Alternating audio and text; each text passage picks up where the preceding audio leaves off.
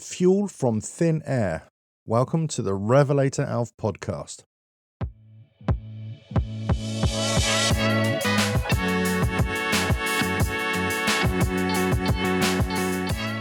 Hello, welcome to the new RevelatorAlf podcast. Decided to go audio only for a few episodes and see how it takes off.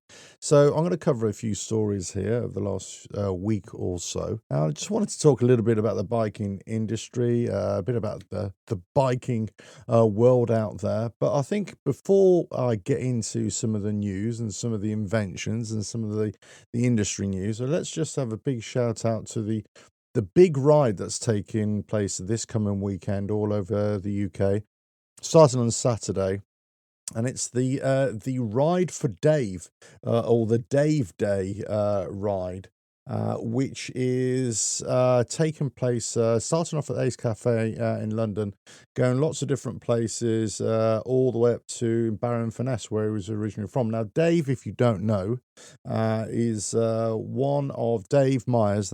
He was one of the two hairy bikers. They were TV chefs basically, and big bikers, hence the name Hairy Bikers. And obviously, if you're in the UK, you'll definitely know who these two are. So Dave unfortunately lost his battle with cancer a couple of years ago now, wasn't it? And so they had this commemorative ride last year, I believe, and I think over 40,000 people turned up in Barrow-in-Furness, where he was originally from. So they're hoping that it will start again. So this year's route, it's basically going to start off Saturday morning, and it's going to start off at Ace Cafe, and there are different meet points all the way up to Barrow-in-Furness, which kicks off around about 3 p.m. on Saturday. And I think, there's music and there's food, and, it's essentially a bike rally when you get there. But it's all in aid of a couple of charities. So last year, I think it was over 46,000, and they're hoping for a lot more this year. So, it's a great ride, and it's a great day out for a lot of people. And I think you have to pay £10 donation to register. They want as many people to register on the site itself, so they can get a real grasp of the numbers. And basically, I think they're raising for two charities: Childline, NSPCC, the children's charity, and also to Cancer Care. And it's basically have a Dave Day. So it's daveday.org, daveday.org. Go check that out. Anyway, let's move on with the show, shall we? So that's Dave Day this coming weekend. There's been lots of things going on in the last couple of weeks. I thought I'd dig into a few of the stories, some of the industry stories, but also some of the things that I feel I've got wrong. And I've been making a load of videos recently for the YouTube channel, and I think some of the impressions that I've had possibly have been wrong. And one of the first impressions that I had was recently, over the last sort of couple of years, I'd say, that, I go to motorcycle events and there's a lot of old people about. There's a lot of old people, older people, I should say, not old, older people, my generation and older. And I just wonder, where the next generation is coming from. And I wonder where the next, young rider is going to come from. So we kind of feel that the motorcycle industry is dying. There's changing perceptions, there's changing trends, changing attitudes, and you wonder if the kids are really into this kind of thing anymore. But I was I'm getting mixed messages. That's what I'm getting right now, because I went to a bike event a couple of weeks ago, and it was indeed all older people my age, and maybe just the odd two or three people who were younger, but mostly all older people. But then I went to a local rally this last weekend. I was only able to go on the Friday, unfortunately. Met up with some good old friends. It was great. But I was actually surprised at how many young people were there, and it was really good to see. And not only young people in terms of teenagers or early 20s, but I'm talking, people who brought their kids as well, which was good, which was really good to see. I mean, that's what you want from a motorcycle rally, in my humble opinion. You want young people there, because the older people are just age out. And we were talking about it, actually. with a couple of other friends there. So, everything requires volume and everything requires new blood. It doesn't matter what it is. I mean, you could be in a knitting circle. You could be in the appreciation society for cockroaches or whatever it is. But if you don't have young people joining it and to carry on the movement, let's say, then it will eventually die out. As people die out, as people get older and they don't do that kind of thing anymore, whatever it is, or they lose interest or they lose faith or whatever it is, then it will die out unless other people take up the mantle. So it was good to see that younger people are, it's not dead. It's still alive. And perhaps we need to encourage that and shout from the rooftops a lot more, where younger people are doing this, and it wasn't just male dominated. There was lads and girls there as well. Now, it could be that they were children of older bikers that were there, or they come on by their own devices. Who knows? I really don't know. But I didn't inquire that much. But it was good to see. It was good to see that younger people there. They're doing their stuff, and they're willing to go to these places. Now, we could be seeing a changing of the guard here. We could be seeing that there's a re-emergence of people really getting into motorcycling. But if you take the motorcycle industry as a whole, young people are not getting into the industry. They're not buying bikes in the numbers that they used to a long time ago, and that's the problem. They're not doing it anymore. So whereas before it was more of a case that young people would get into biking, would do these kinds of things, nowadays, we keep on talking about it, that, younger people are just into different things. That's it. They're just into different things. They're not into biking as much. So it was great to see. It was great to see that younger people are out there, and hopefully more young people will go to bike rallies, and I'm not just talking about the big events, because usually the big events, the popular events, the ones that gather a lot of media momentum. I was just talking about Dave Day, right? I would imagine there's going to be a lot of young people joining that ride, or trying to go on that ride, or go to the various meetups along the route, or even travel up to Barron-Furness, or if they live in the northern part of the country, they'll try and get over there as well, because it's a big event. But I'm really talking about the much smaller events, and would younger people go to those as well? That's what I'm really talking about here. Now, there's a few other things I wanted to quickly discuss here as well. The industry, the biking industry, is taking a bit of a hit right now. And whilst there are some real good things going on, and there's some positive things going on by certain manufacturers, there's no doubt. Some manufacturers are going from strength to strength. I see BMW are trying to put a lot of emphasis on this new vamped or revamped superbike that they want to bring out as well.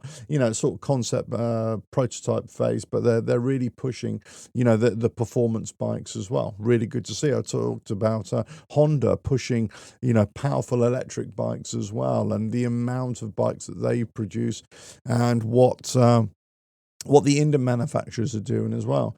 There's Chinese manufacturers, QJ Motor, who seem to be bucking the trend. Now this year, there's an article, I think it's a Motorcycle News, that they're going to be setting up shop here in the UK, coming over with 16 different bikes. I think there's a retailer here in the UK. The name escapes me right now. You can just search for them online. I think there's something like Moto Event or something like that, Moto GP or GB. It's one of those type of companies that you could just order your Chinese bike there. And, these are not the Chinese bikes of old. These are decent bikes these days. So there's positivity out there. There's people out there, or there's manufacturers out there who are pushing and want to keep the thing going, right? But unfortunately, we've got other things that are not doing so well. CCM, the British motorcycle manufacturer, they've gone into administration.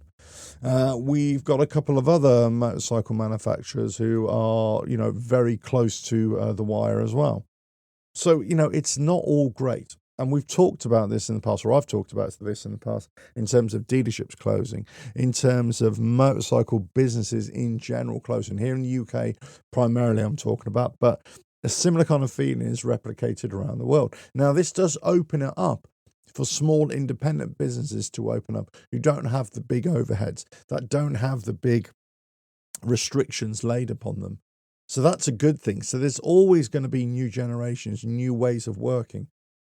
But the motorcycle industry of the last few years is starting to crumble a little bit, certainly around the edges. I'm not saying that it's total doom and gloom and everything's dying, far from it, but I'm saying there's lots of cracks appearing and lots of businesses that you thought, wow. CCM, for example, Motorcycle Live Show, I thought they had one of the best stands for a number of years, and they just seem to get bigger and bigger and bigger. But it seems as if that was just bravado, really. That was just marketing, because they weren't really selling any bikes. That's the problem. They just weren't selling any bikes. But then again, just when you feel that the motorcycle industry is kind of on its back feet there a little bit, and it's just trying to defend its position, then you get other companies coming out and trying to push the envelope and push what motorcycling can do as well. I just picked up an article this morning from Japan, and this Toyota Gosei the company, they're really pushing out motorcycle airbags. Now, the interesting thing here is that it's not motorcycle airbags in terms of what Honda were doing. I think it was their Goldwing a few years ago. This is for airbags to be fitted to any motorcycle or any scooter as well, as far as I understand it. And they'll be doing lots of crash testing and stuff like that. So there are lots of companies out there that are still fully invested in moving forward with the motorcycle industry and pushing the motorcycle industry. And there's lots of development. There's lots of innovation out there. As I say, there's also lots of problems. And notably, a lot of that is down to price. A lot of that is down to price. A lot of that is down to the availability of funds, especially for new generation riders coming through. I mean, the motorcycle industry as a whole is a funny place, isn't it? Because on the one hand, they've kind of been pushing the whole EV bike for a while. But on the other hand, there's a lot of resistance to it. And then there's other manufacturers pulling away from high performance motorcycles, just like Yamaha did with the R1. They pulled that away just for failing emissions. And there's a couple of articles out there explaining the reasons or the difficulties for certain manufacturers to meet high performance machines or make high performance machines that will meet Euro 5 emissions. And I believe that's why Yamaha have done that. In fact, Yamaha have got a track record of doing that anyway. They pulled the VMAX, the second generation VMAX, out a few years ago for that very reason. But then you get other manufacturers, as I say, like BMW with their Concept RR. You know, it's carbon, aero, machine, whatever, very aerodynamic, 230 horsepower.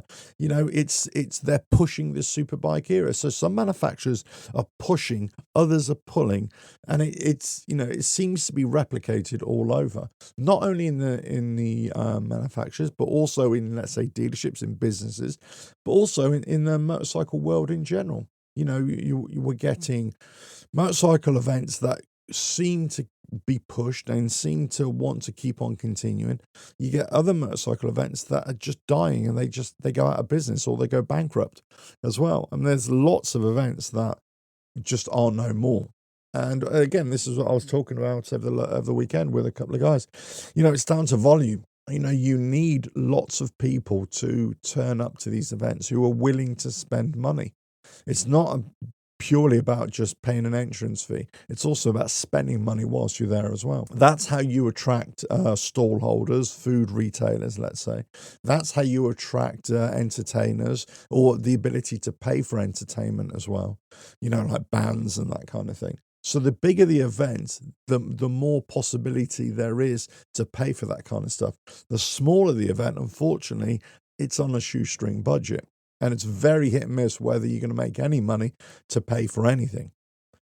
So there's lots of pushing and pulling all over the motorcycle world, as far as I can tell. And as I say, I've got things wrong recently. I thought that, you know, younger kids were just, you know, avoiding motorcycle events. And while some cases that would be true, but in other cases, no, it's still happening. So I suppose this kind of brings me on to my next point, or the next little segment, mini segment in here. It's to talk about the manufacturers that are pushing the envelope. that pushing forward, striving forward. I got a little story here from Yamaha. Yamaha building a plug-in hybrid prototype for the MT-09. And they're looking on from a scooter concept as well. And this is all from Motorcycle News here, which I'm just looking at now. I mean, it's interesting. Look, we've got hydrogen bikes there. We've got hybrid bikes, EV bikes, alternative fuels, generating or being used as well. Lots of Indian manufacturers are looking into this. Various different propulsion systems, I suppose, is the best way I can describe it. Hybrid bikes, EV bikes, alternative fuels, green fuels. So there's lots of innovation out there. There's lots of pushing forward. The motorcycle industry isn't dead, but it is changing. It's definitely changing. Honda, in terms of the biggest motorcycle manufacturer in the world, Honda, 20 million bikes a year. They're just about to, or they are building a brand new factory in India. Purely to build solid state batteries for all the EV bikes. It's amazing. So there's lots of manufacturing taking place. There's also very interesting developments in terms of trying to produce fuel out of thin air. Now, there's been lots of stories the last couple of months, and the technology or the information has been around for a while.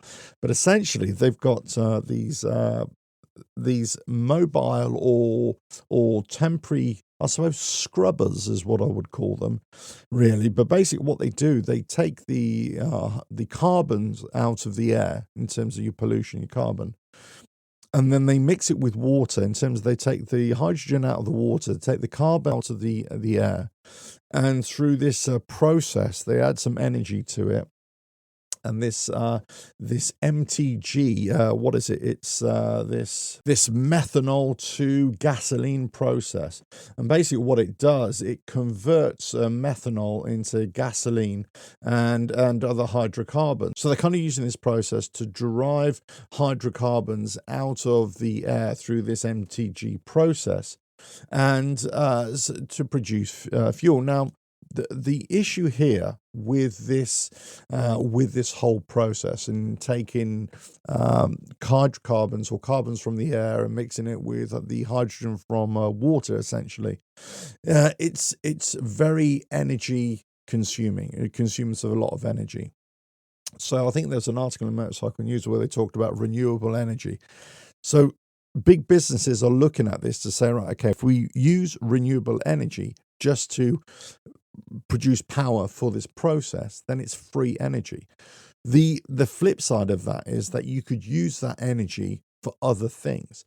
So how much gasoline are you going to produce? Let's say free gasoline, just taking the carbon from the air, taking the hydrogen from water, basically pressure and heat in these two elements together, pushing them together to produce a fuel, which is kind of 95, they're saying, and it doesn't require any change to it, chemical change. You can put it straight into your vehicle or into your bike. How much of that is actually going to be used and how much energy is going to be used to produce that? So this is what they're looking at right now. But the future is there in terms of technology. And there's lots of companies out there pushing forward in lots of different ways. We sometimes feel that the industry or the motorcycling world, let's say, is just static. It's not going anywhere. When in fact, it's going in lots of different directions.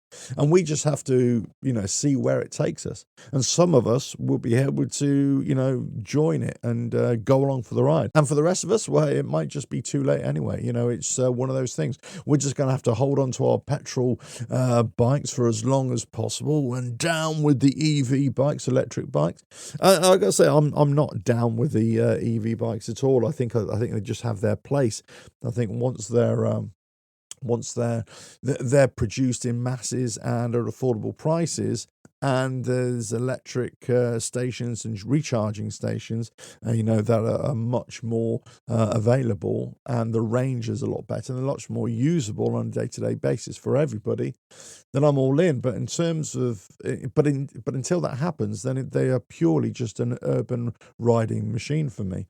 Yes, you can use them on longer journeys. I get it, on all that kind of stuff. But in terms of just practicality of everybody using these things, it's got to be just an urban riding. For them to take over the petrol world, I just don't think that's going to happen. So this is why alternative fuels are being sourced, and hybrid engines and electric engines, and or motors, I should say, and alternative fuels and green fuels and things like that. But it always comes back to, how energy efficient is it? Or can we use this energy in different ways? So there are lots of things that are hidden from view in the motorcycle industry. And there are lots of things I try and bring to the fore on the website, on RevelatorAlf.com, on the YouTube channels, that kind of thing. But also there's lots of things that you think, yeah, you might have an opinion about this. But you could also be wrong. And I'm infrequently wrong about a lot of things. Or you get a different perspective, or you might be taken down one way in terms of thinking that the motorcycle world is like so. But actually, it's totally different if you look at it from a different point of view. The motorcycle industry, I think, is having a bit of a problem right now. And certain manufacturers are definitely in trouble. There's no doubt. Because if they don't want to change, then they're getting a bigger market share of a reducing market. If you've ever watched a film called Other People's Money, it's a very old film now. I think it's from the 80s or something. It's kind of like a comedy film about business.